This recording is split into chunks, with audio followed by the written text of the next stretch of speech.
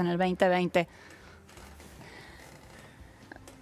Y estamos ahora entonces con José Eduardo Abadi, psicólogo, que nos va a venir... Psiquiatra y psicoanalista. Psiquiatra y psicoanalista, perfecto. Que nos va a venir a hablar de un poco la ansiedad que nos agarra a todos hacia fin de año, ¿no? El fin de año es un momento de ansiedad, un poco porque empezamos a hacer la evaluación de lo que pasó y de lo que vamos a tener que hacer, ¿no? Entonces, es un momento un poco sensible, capaz, para todos. Sí, es sin duda un momento sensible y es un momento por ahí para ser aprovechado.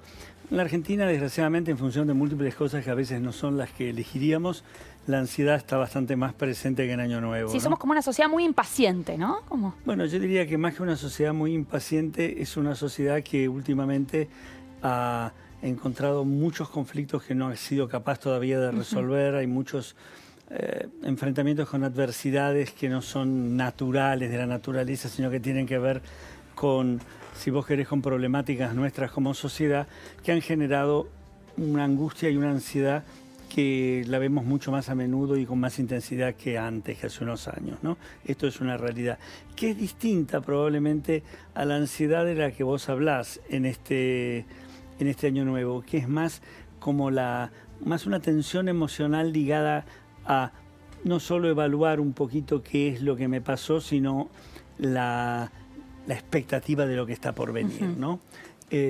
Hay como un juego de qué es lo que me sucedió, qué es lo que quiero que me suceda, porque en realidad el balance de lo que sucedió durante un año no interesa tanto como trabajo contable, ¿no? Para que me pasó esto el día tal, no sería un archivo que mucho no me preocupa. Lo interesante del balance sobre lo que le pasó a uno es, por empezar, que uno se ponga a pensar acerca de uno mismo y de su relación con el entorno. Vale la pena, ¿no? Vale la pena preguntarnos incluso si lo hacemos lo suficientemente, claro, o si lo dejamos para... Si nos llenamos de cosas justamente para no pensar en sí, nuestra y entonces vida. Queremos que en 2 días lo hagamos todos juntos. También nos van un poquito de ansiedad si el 24 y el 31 tenemos que resolver o pensar en nosotros todo lo que no hemos hecho durante el año. Pero creo que lo interesante de ponerse a pensar acerca de uno, cuando digo uno es un ser social, siempre es uno en relación con los otros, ¿no? Sí. Y con el entorno. Tiene como utilidad a ver si aprendemos algo, ¿no?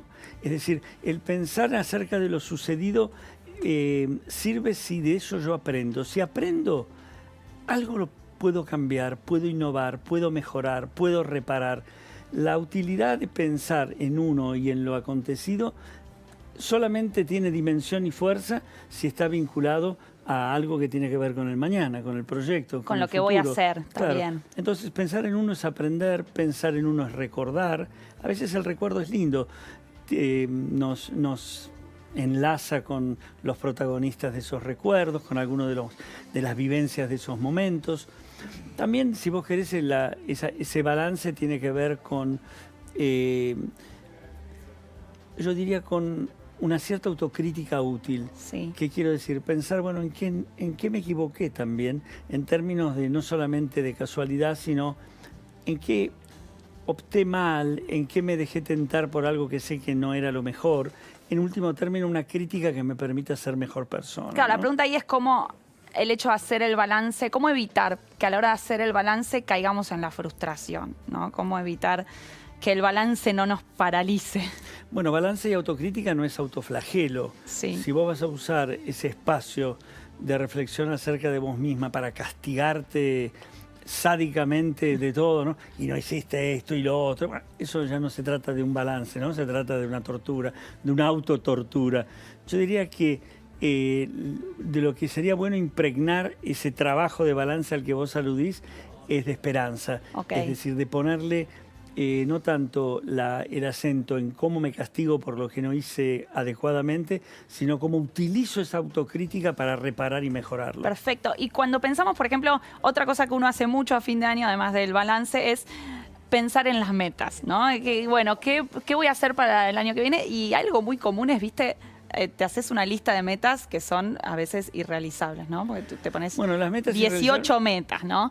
¿Qué tipo de, cómo haces ese, que no es el balance? ¿Cómo haces esa Es prospecto interesante de lo que futuro? decís, porque eso de las metas está ligado, ¿sabes qué?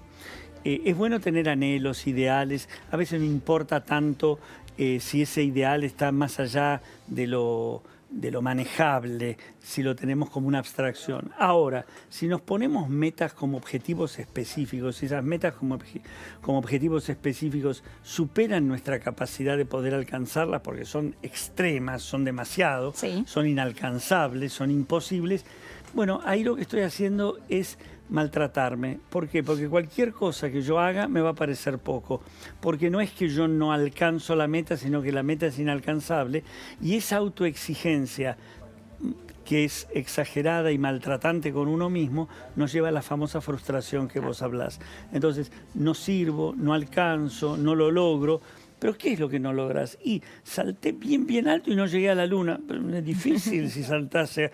Esto que aparece como un absurdo, lo que voy es que la meta inalcanzable y la autoexigencia imposible son un ejercicio de automaltrato que para lo único que sirven es para que nos sintamos poco desvalorizados, deprimidos, y para que cualquier cosa a la que lleguemos, como la otra meta como vara es inalcanzable, nos parezca poco. Autoexigencia, sí. Aprender, sí. Mejorar, sí. Respetar al otro, sí. Esfuerzo, por supuesto. Meta de lo inalcanzable para frustrar, no. No, bien, tomen nota en sus casas, entonces nada de cosas inalcanzables. Exactamente. Yo creo que es una forma de sacarse estímulo. ¿Sabes lo que básicamente te provoca eso? Una herida en la autoestima. ¿Y qué provoca la herida en la autoestima? Frustración, tristeza, rabia y depresión. Inseguridad, claro, sí.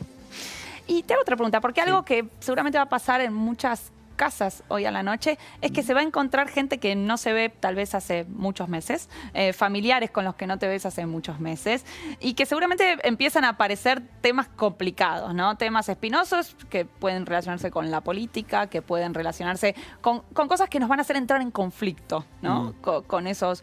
¿Cómo crees que se tienen que debatir estos temas o que tratar estos temas? Claro. Vos estás mencionando algo que es inherente a la vida, que es la diferencia. Claro, ¿no? el desacuerdo. Sí, si querés desacuerdos, pero yo quisiera subrayar más la idea de diferencia, de diversidad, más que necesariamente de desacuerdo que se acerca a enfrentamiento, que también puede estar. Pero digo, es la variedad, porque somos distintos, cada uno es quien es, vos pensás más en esto, yo en lo otro, y que de esa diferencia se puede establecer diálogos que son productivos, porque podemos aprender, podemos enseñar, podemos compartir disensos, se puede convivir perfectamente pensando distinto. Ahora, si esos conflictos que generan, o esas diferencias, mejor dicho, generan conflictos que derivan en hostilidad, que lo único que provocan es una mezcla de tristeza, resentimiento, tensión, y que inclusive son innecesarios porque ya sabés lo que el otro piensa y el otro lo que pensás vos. Y lo que son repeticiones permanentes de esas diferencias que se transforman en conflictos que no resuelven nada. Ajá. No es que después se llegan a síntesis superadoras de esto. No, vos decís esto, yo lo otro. Yo aconsejo en esos casos, dado que ya sabemos que no sirven para nada, ese tipo de discusión estéril cuando no estoy para escuchar y aprender o el otro no está para recibir y mejorar, ¿por qué no hacemos un paréntesis en esa fiesta, en esa noche a la que aludís? Y si invitamos a mucha gente y sabemos de antemano que ese tema provoca... Que esa tía, me voy a pelear con esa tía, o decir, no me siento cerca de esa tía, o no voy a hablar de eso con esa tía, por lo menos. Exactamente. ¿Qué tal si no somos inteligentes y, mejor dicho, y en lugar de quedar atrapados en la repetición de lo que sabemos que no sirve, somos... yo diría como cariñosos con nosotros mismos y tratamos de buscar los puntos de acuerdo. Estoy seguro que con esa tía con que no coincidís también tenés varios puntos con los que sí. Bueno, esta noche en ese lapso, ¿cuántas son? ¿2 horas? ¿3 horas? Sí, nada. ¿Qué tal si elegís algo que sí podés llevarte bien y que podés pasarla bien? Me parece que son modalidades que contribuyen a que la noche sea una noche realmente lo que se busca, ¿no? Los que lo festejan y todo esto, alegre. Digo, porque hay mucha gente que no le interesa tanto esta festividad como sí, otra, claro. ¿no? Es decir, hay gente que el Año Nuevo es como, ¿no? Y para otra, bueno. Para otra no es tanto. De hecho, ¿no crees que hay una especie de tendencia capaz a que Año Nuevo ya no sea un mandato familiar? Capaz no es necesario ya pasar Año Nuevo en familia, sino a otras formas de festejos, otras... Qué interesante lo que decís, porque sí, a lo que aludís es a como que hay un mayor respeto por la subjetividad, por lo personal, por lo que a uno le gusta, que no es no te quiero si tengo una reunión con amigos que decidimos este Año Nuevo festejar de otro modo, que no es abandono y desamor, que hay una mayor libertad para innovar en formas de festejar. ¿Por qué no? Me parece valioso también. ¿Y crees que en esta época del año o en estos momentos de quiebre de un año a otro, la gente está más irritable? Yo creo que en nuestro país la gente está más irritable porque una palabra que usaste hoy, que es la frustración, se repite demasiado. Cuando hay no tanto esperanza, sino ilusión. Cuando se sustituye el esfuerzo por el pensamiento mágico. Cuando la diferencia en lugar de ser respetada se convierte en hostilidad. Lo competitivo es hostil en lugar de ser adversario y dinámico. Cuando eso ocurre, uno está como solo. Cuando uno está solo se siente más indefenso o más en peligro, más amenazado. Cuando no se logra establecer lazos, lo que nos hace felices a los seres humanos en la felicidad humanamente posible, son los lazos, los vínculos, el registro del otro, el compartir. Cuando esto lo logramos establecer, bueno, la irritabilidad baja enormemente y viene algo como un bienestar interno importante. Cuando esto no ocurre, estamos en un estado de frustración, tensión, enojo, amenaza, que lleva a que cualquier cosa se convierta en una pelea. Es interesante lo que decís, porque por ahí uno ve en las redes sociales hoy, ¿no? Alguien dice algo y hay un ataque instantáneo, permanente frente a cualquier cosa, y generalmente ataques completamente desproporcionados, ¿no? En las redes sociales, ¿no? Bueno, uno pone un comentario y el ataque termina siendo una descalificación total de la otra persona. Y generalmente lo que me pregunto, una agresión directa y de gente que uno no conoce y con la que no tiene contacto. Y una de las cosas que me pregunto es, ¿qué tipo de sensación genera eso en la persona que está haciéndolo? ¿No? Digo, genera... ¿En el agresor decís? En el agresor. ¿Genera algún tipo de satisfacción esa situación? Digo, ¿por qué...? Es una descarga agresiva que a veces satisface ciertos impulsos sádicos, a veces intenta satisfacer cierta agresión derivada de la envidia, otras veces una frustración que me tiene en una situación de mucha irritabilidad, busca descargarse inadecuadamente en cualquier lado, ¿no? Esos ataques desproporcionados que son generalmente la incapacidad de hablar, ¿no? La incapacidad incluso de disentir, porque disentir no es maltratar y golpear. Disentir es, mira, pensamos distinto, pero cuando no podemos hablar, gritamos, ¿no? Cuando no tenemos razón, nos violentamos. Cuando no podemos explicar con fundamento, inventamos relatos mágicos e inexistentes. Cuando, en lugar de ser honestos y admitir los límites, pero el trabajo que está en juego, prometemos ilusiones, creamos falsas expectativas, distorsionamos las cosas. Tenemos desgraciadamente muchos años en este país donde hemos visto en cantidades llamativas todo esto, ¿no? Sí, totalmente. Ojalá que podamos cambiar y ojalá que no diga más yo la palabra ojalá, sino, porque ojalá lo deja al azar. Pensemos en cambiar lo que tenemos que cambiar como sociedad para fortalecer esos vínculos, si no es muy difícil. Muchísimas gracias, José. ¿Te puedo invitar a algún lugar antes? Por ¿Puedo favor. hacer un chivo, como quien dice? No hay ningún problema. Adelante. El 8, el 15 y el 22 de enero repongo, que anduvo muy bien en noviembre y en diciembre en el Teatro Multiescenas, en Corrientes, entre Callao y Rodríguez Peña. Una experiencia teatral totalmente novedosa. ¿De qué? Había una vez Edipo Rey.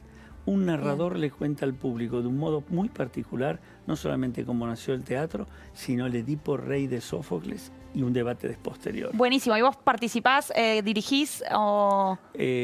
Participo si soy quien escribió esto. Perfecto. Tomando el relato, naturalmente lo tomo de Sófocles, ¿no? No es Edipo Rey, no lo escribí yo, pero sí como queda contado en un aspecto distinto. Y lo actúo. Bien, hermoso. 8, 15 y 22 de enero, entonces, en Multiescena. Sí. Buenísimo. Gracias. Muchísimas gracias, José Abadi. Vamos a un corte y ya volvemos.